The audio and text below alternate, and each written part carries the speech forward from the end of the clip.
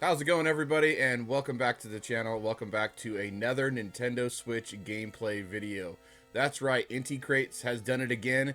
Today we're going to be taking a look at Bloodstained Curse of the Moon. This will be the first playthrough on this channel, and I'll give you guys my first impressions. Roll the thing.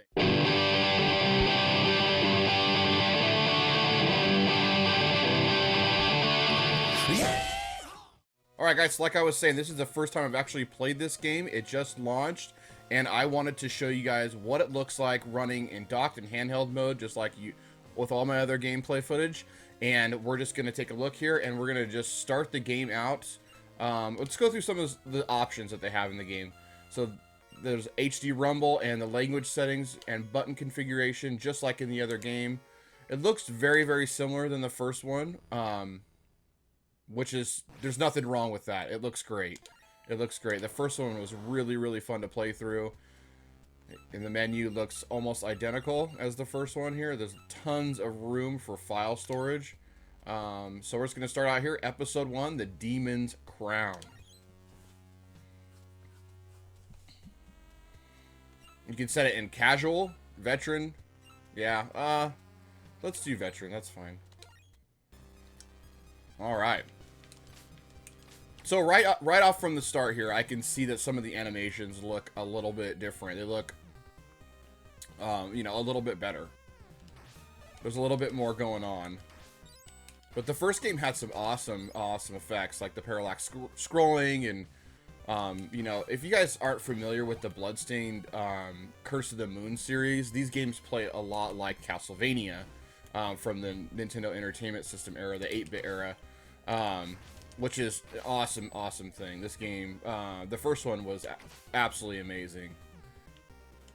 With the, you know, right here, this first song that you get in the level, in the first part of the game, is rocking. This is really cool. Sounds just like a Nintendo game from back in the 80s, 90s. Which is a good thing, in my opinion. That's my era. That was technically it was my second console. The Nintendo Entertainment System was my second console. My father, when I was really little, bought us the Atari 2600. So that was actually my first gaming console. Okay, so it looks like these right here are your checkpoints.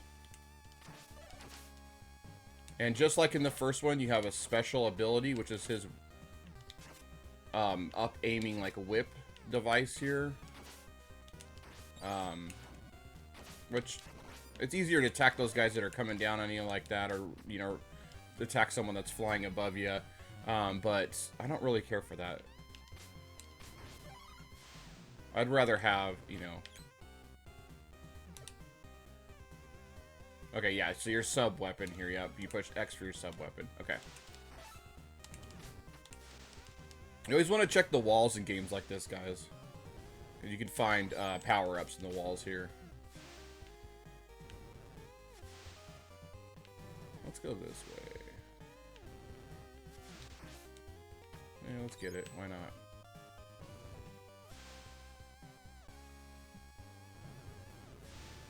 But just like the first one, hopefully, which I'm sure they are, I just might have missed it. Hopefully they release a physical copy of this game, you know, limited run. Games does special edition physical copies of some of these games for the Switch and PS4. This would be really cool to get the physical copy of this one.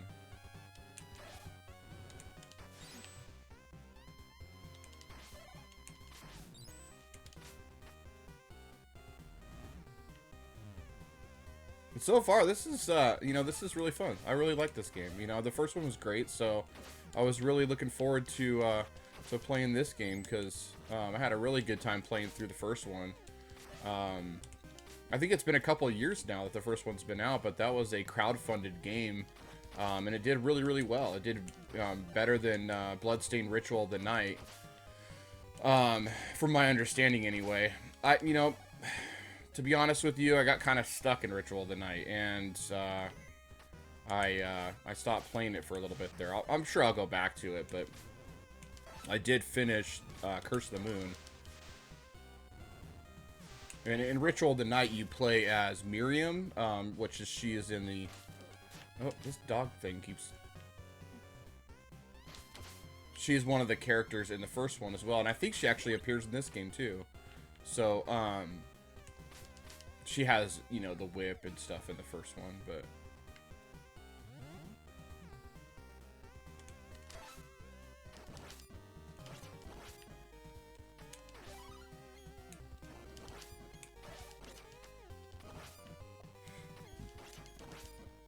Okay, so it looks like we do have a different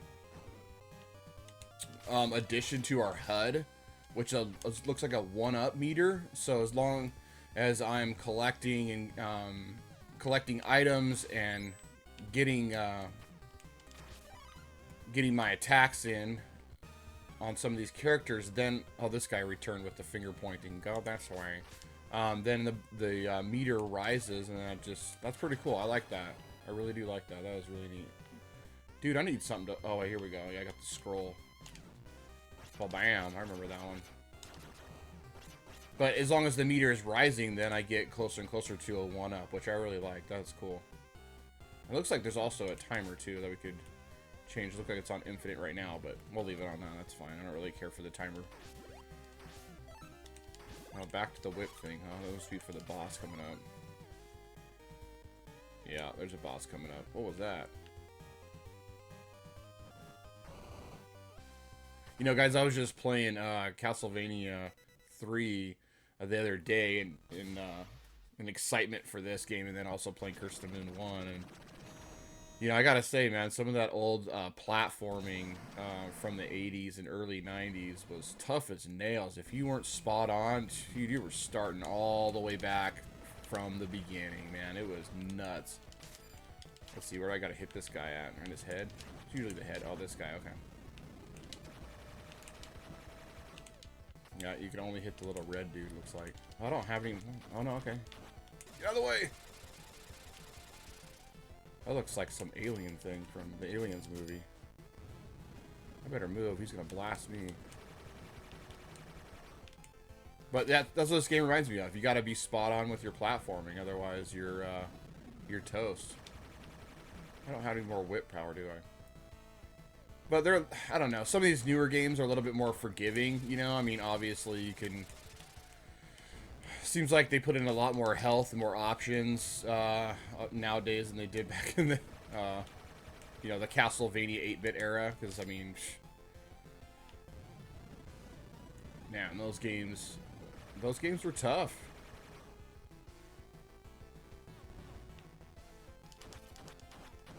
Oh! See, I'm almost done here. I do not have enough to use my sub-weapon. I only have 2 out of the 20.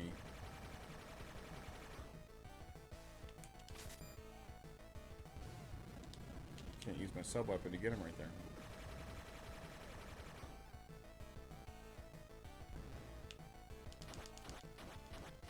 Oh, I'm gonna be toast if I don't be careful here.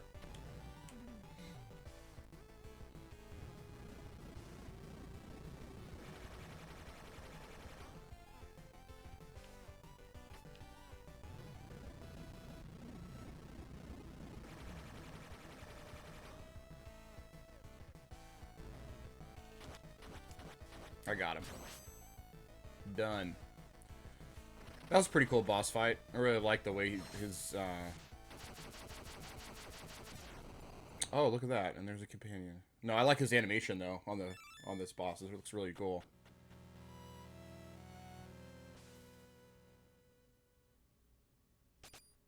Gosh, you guys, you know, I gotta love the fanfare that we've been getting for the Switch and PS4 and Xboxes. All these pixel art style games are just awesome, man. They take me back for sure. I love it. Dominique has become my ally. All right. Okay, let's see what it says here. So with the new allies, I can change between the ally with L and R. Okay, cool. Yep, strengths and weaknesses are different between allies. It just says pretty much Once you're all dead, you have to start back to, you know, your checkpoint. So they all different sub-weapons. The spear is her main weapon. And a high jump. Vertical strike up. And, oh, that's cool. Okay.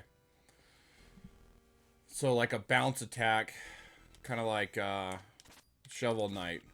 Or like DuckTales. I love that. If you guys haven't checked out either one of those games, go play those games. Because they're amazing. Cool, that looks cool. I like that. That overhead map thing's pretty awesome. Let's see. So you just push down. You don't actually have to push the attack, but you just jump and push down. Let's see. Let's just give it a try. No, it doesn't work on these guys. Huh, I'll figure it out. Oh, let's try this guy. Oh yeah, it's a little weaker though than just your. I'm gonna die if I keep messing around here. Yep, see. That was quick. Dominique! See, okay, yeah, once you die here, then you get another try with your other ally. And then you just, once you're all dead, then you have, no, see, I don't want to do that. Then you start over. Then it's game over.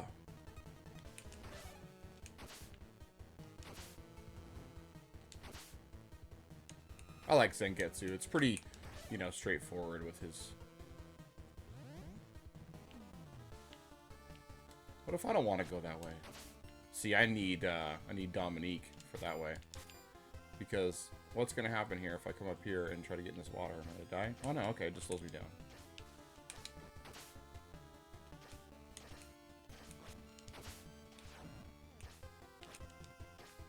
Oh. Well, that was stupid.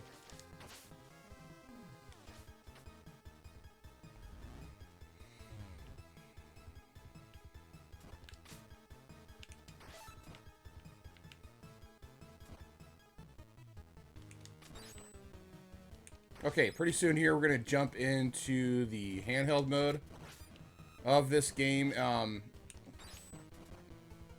That way you guys can just see what it looks like in handheld. I know it's not going to be anything spectacular or something to, you know, compare to anything else. It's just fun to do. I really like playing in handheld mode. It's my normal go-to way to play, so that's why I want to show you guys, because I want to do something different. I don't want to do just docked mode, so...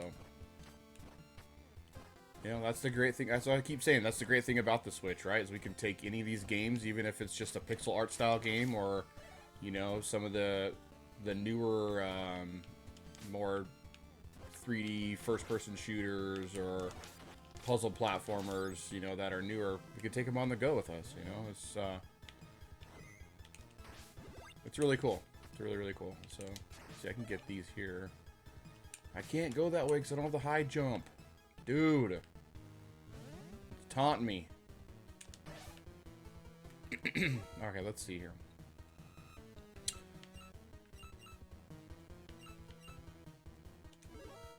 You know, this will be a perfect spot to stop here and go over to handheld mode just for a couple minutes, and then we'll jump back, and then I'll give you guys my overall and first impressions of the game, and then yeah, we'll just go from there. We'll end the video. So let's jump over there to handheld mode. All right, so here we go. Let's play a little bit in handheld mode. Like I was saying, guys, this is my go-to way to play the Switch is the handheld mode.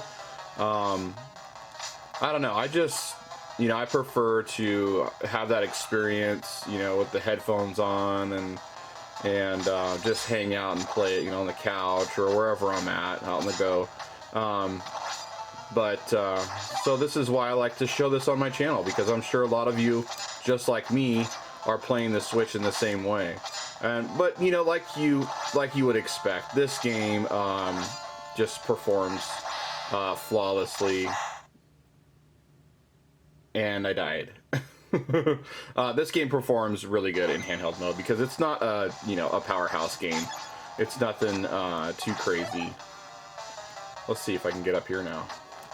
No, I still can't, huh? Oh, I can bounce. Hey, that's cool. I can bounce off that dude. You know, but it's not, you know, it's not meant to perform, or it's not, you know, this game is not designed to look like a modern, I would say like a modern, you know, platformer. This game is designed to feed that nostalgia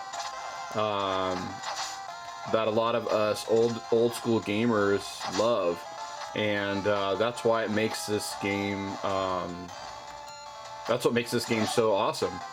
It really does. You know, this game, like I said, plays just like an older, you know, NES 8-bit Castlevania. What the? Well, that was silly. You know what I mean? So that's okay. You know, why fix something that isn't broke? You know, this game is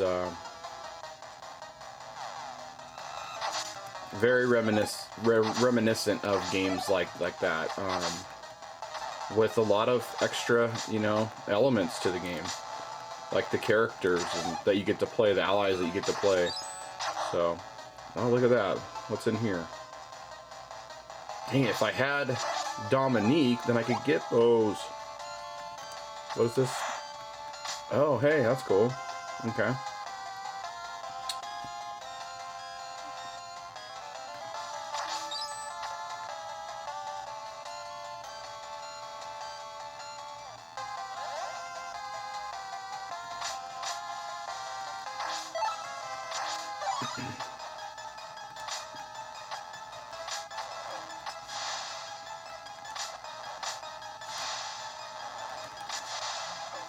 Ah. Okay.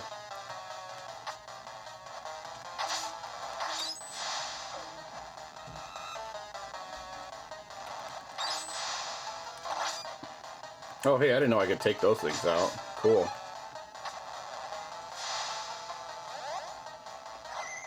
There we go. Another checkpoint. So if I die, then I'll get Dominique back and I will start there. But just like in the first game, you kind of got to get used to your allies and their different abilities, and then, you know, it'll help you along, and you'll be able to go into certain areas that you couldn't go into with just the main character here. I remember in the first one, you could absorb your allies' abilities, and then they wouldn't join you in your party. So I don't think you could do that here. I didn't get that option. But that's cool, whatever, you know.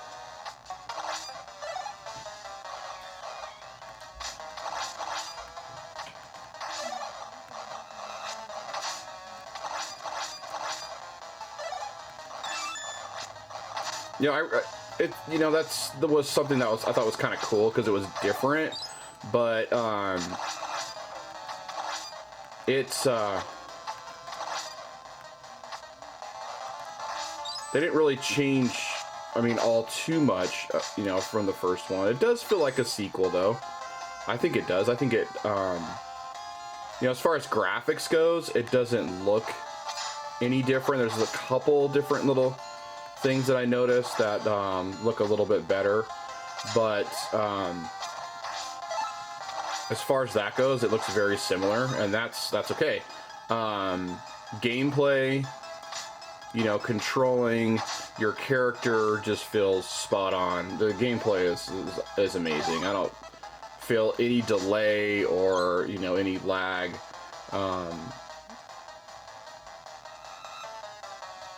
You know, it feels how it should. It feels right on. Why does it keep doing that? Stop doing that. Let's get. Oh, see. Oh, okay.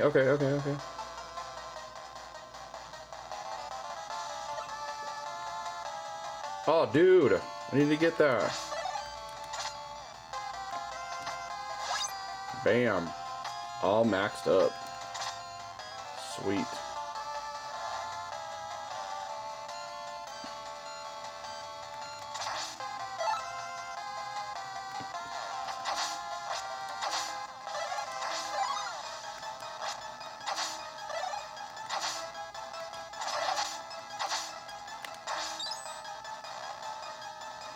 All right, guys, so it looks really good in handheld mode, just like we would expect, because, like I said, it's not a powerhouse game by any means, but definitely going to be fun in handheld mode. Let's jump back into docked mode, and we will finish out the video. All right, so my first impressions of the game. Now, as far as graphics goes, it's exactly what you'd expect from Inti Crates and the Curse of the Moon series. It looks very similar to the first one. I really like it. I come from an era of retro gaming where I grew up with the NES, the Master System, all those consoles. So me playing an 8-bit game is something I'm really nostalgic for. So I really like the graphics, and there's nothing that they really changed all that much, and that's a good thing. That's a good thing. Why, like I keep saying, why fix something that isn't broken, Now gameplay, it's spot on. It really does rock. I love it. It's hard, I mean, I keep dying. It's hard. It's exactly, what these games were like. They were hard, man. You had to be precision with your platforming and attacked, because if you weren't, you were going to get nailed. There's no, you don't have that fast movement like in some of these other games. You're a little bit slower, a little bit more sluggish in these games, and that's exactly how these games played back in the day. Like, when you get hit, you get knocked back, you know what I mean? So I think you can actually change that in the settings. If you put it on casual, you don't get hit back as far from what I've seen. But gameplay is awesome. Now story is nothing too crazy, but that's not what we're here for. We're not here for a huge narrative. We're here to play an old school style, retro style, pixel art style, 8-bit game. Like in the that's similar to Castlevania, and that's why this game, the first one, did so well. That's why this series is going to do so well, I believe, because it is feeding the nostalgia in gamers like me, or people who are just who are guys and gals who just love games like this. So do I recommend it? I do recommend it. The price, I believe, is $15 on the Nintendo eShop, and it is worth every single penny. This game, like I keep saying in all my videos, this is another game that's a no-brainer. It's gonna be really fun to play through. I really enjoy it, and I can't wait to get a little bit farther when I can actually focus on the game. But get a little bit farther, unlock some more allies, and apparently you can unlock some of the older allies. So that'll be cool to revisit some of that and take them along. I think the co-op mode, from what I've seen, is interesting. There are some really cool elements to that. Now, I don't normally play in co-op mode because I just don't have anybody where I live to play games like this with. But that's okay. Maybe one of my daughters one day will want to play co-op mode with me, but so I probably won't experience that section. But as far as first player goes, this game rocks. This game is awesome. And but guys, thank you guys so much for stopping in and checking out this video. If you guys are new here and you haven't already hit that subscribe button, make sure you hit that subscribe button with bell notifications turned on so you guys can get notified when I post new videos. But thank you guys so much, and stay safe out there. Peace.